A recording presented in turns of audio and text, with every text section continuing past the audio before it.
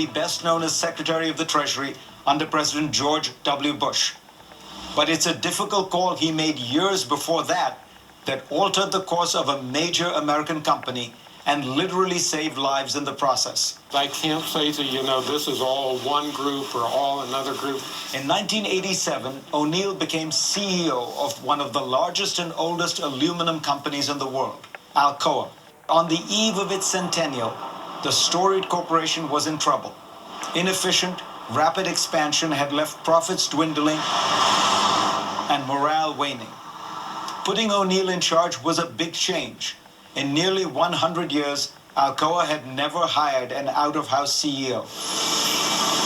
Someone who had not climbed through the ranks of the tightly knit management system and who was not well-versed in metal making. The company was in for a surprise with the first decision O'Neill made. Executives and shareholders thought it was bizarre, unorthodox, and indifferent to the bottom line. So what was that decision? Let's find out. When you came to Alcoa, describe what the company was like in terms of its financial situation. It was a company that was in some difficulty. They had been losing market share, and their profits were not nearly good enough to cover their cost of capital. So what was the first thing you decided to do? The first day I was there, I asked the vice president, who was then in charge of safety, to come and show me the facts about where Alcoa was. In those days, they were really quite good in terms of safety. Their injury rate per 100 workers per year was 1.86, almost 2 injuries per 100 workers that caused people to miss one day of work. At that time, the national rate in the United States was 5 injuries per 100 workers. So after I praised the vice president for, "You're really good and you've really done great things," I said to him, "Troy, I want you to know something, because this is what I'm going to do from now on. I'm going to say publicly to everybody who will listen to me, people who work at Alcoa should never be hurt at work. We should have 0 injuries."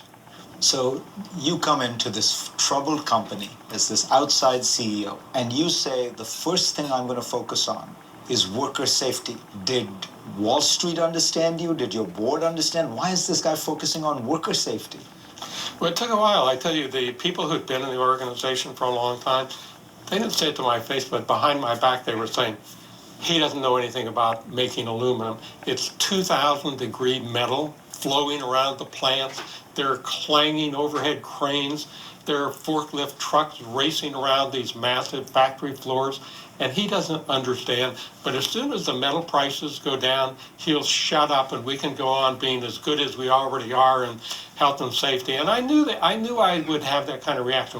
First time I came to Wall Street, they invited me to come and have a luncheon meeting with the New York financial analyst community in a big amphitheater down on Wall Street, maybe 250 people in the room. So I got up and I said to them, "Well, the first thing I want to talk to you about is safety." They were like, "What is this guy supposed to be talking about?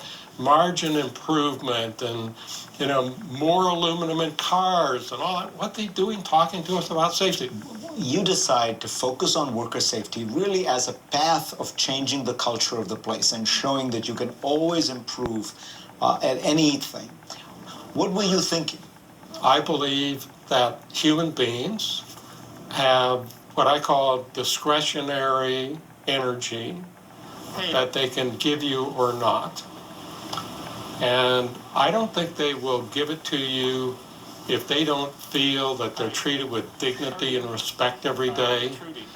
If people can say, "I'm treated with dignity and respect," a down payment on that is nobody ever gets hurt here, because we care about our own commitment to our safety and we care about the people we work with. And it swells up into everything you do, so it creates a sense of pride about the organization you're involved in. And then you start asking them for increased productivity and increased and they give it to you. You don't actually have to ask for it. You need to turn them loose. Describe how Alcoa did over the course of your tenure. Well, we went from 1.86 for 100 workers per year having an injury that caused them to miss a lost workday. We got to 0.13. To give you a reference point, the number in health medical care institution in the United States is 5, right? And now describe what happened to Alcoa commercially, financially under your tenure. Well, I think we improved the market capitalization of the company 900% while I was there.